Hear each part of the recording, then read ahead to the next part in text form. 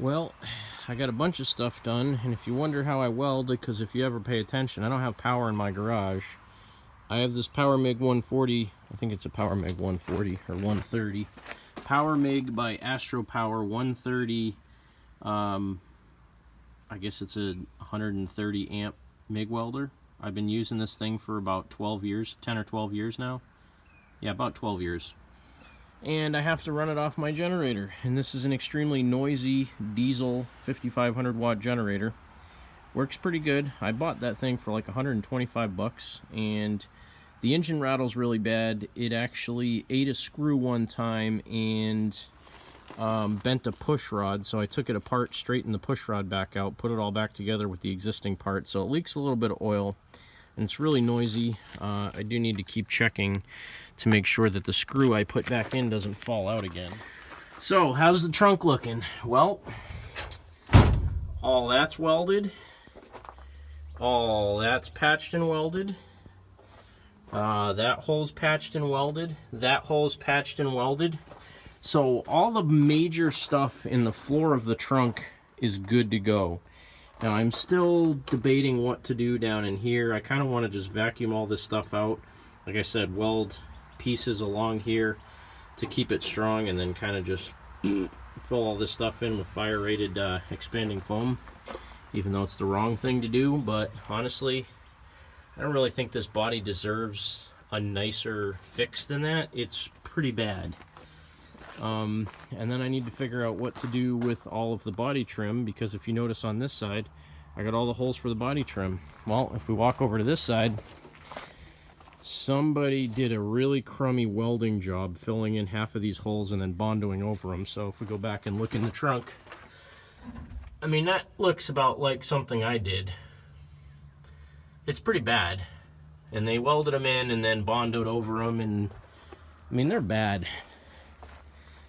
So if I wanted to put any of the trim back on this side of the car, I'd have to grind all the bondo off and drill all the holes back out, make sure it's not all wavy and stuff. But I don't know, I had debated originally just putting the chrome trim down the side of the car, putting the skirt on the bottom of the back door, and putting the trim on the bottom down here, mainly because that's full of cat hair, bondo, and I don't really want to fix it.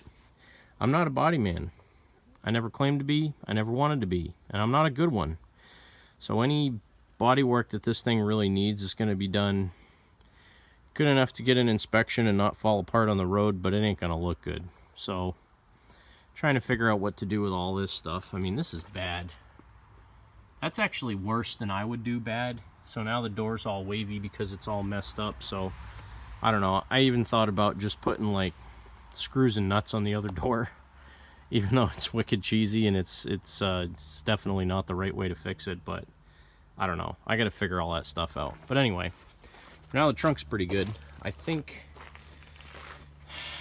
you know, I mean, I'm at the point where I'm welding right now. I should just weld some patches in here, vacuum all that crud out and fill it in so I can paint the floor and be done with it. I do need to do something because around the trunk latch, it's pretty rusty, and I don't want the trunk to pop open when I'm going down the road. So what I would like to do is, I don't know, I really shouldn't be welding from this latch over to here, because then if I ever need to adjust the trunk latch, I'm not going to be able to. So I don't know, I'm going to have to get creative. Maybe just make some supports going out on an angle like this, weld it to this lip here like that, and the same over here somewhere, catch it over here and wrap it around, or from here to here. I don't know.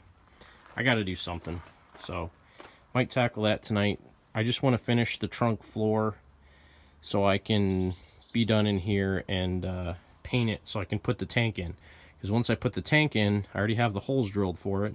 Once I put the tank in, everything in the trunk's going to be pretty much done. And then I can run it off of the fuel tank that's in the trunk and start worrying about finishing up the steering and the other stuff. And I was originally going to fill in these holes, but I think I'm just going to get some cap lugs. They're like a 1/2 inch hole, and just pop a thing down in there. These ones obviously you got to leave open in case I ever feel like, or the next guy that buys this thing off of me ever feels like pulling the body off to either swap it or, I don't know, fix it right, because I'm not.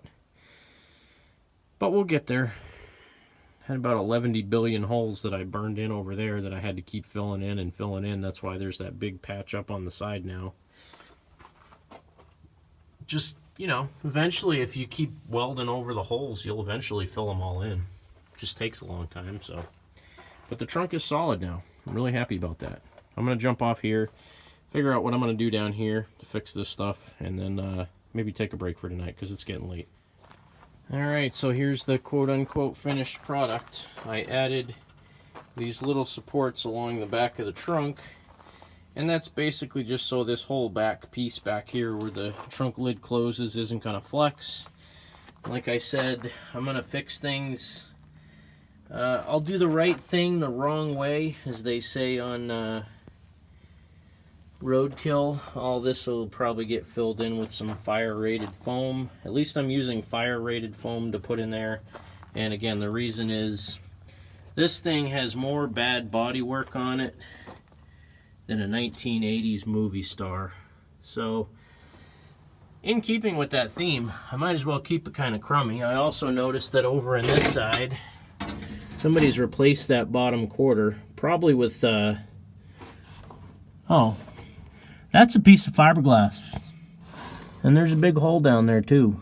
So I'm betting I could stick my hand through that if I wanted to. So again, oh yeah, big hole. Somebody fixed the outside of that with fiberglass. I mean, that's kind of the old school way to do it. Not the right way, but I'm gonna have to do something to patch that hole now that I see it. And I don't really plan on driving this thing in the rain much, but the few times that I do get caught in the rain, I would like to try to keep as much of that water out of the trunk as I can. There's my fuel line going up through the floor, and you know, I mean, this came out pretty bad, but it's there, it's fixed. I'll hammer all those edges over flat and just put some paint on it or seam sealer or something like that. But trunk is pretty much done. Now that I got it to this point, all I'm gonna do, once I get that out of the way, I will clean up all that slag and crap because I was using flux core wire. Hit it with a wire wheel, clean all that stuff up, and give it a really thick coat of paint everywhere, pretty much. I have a quart of black Rust-Oleum that I'm basically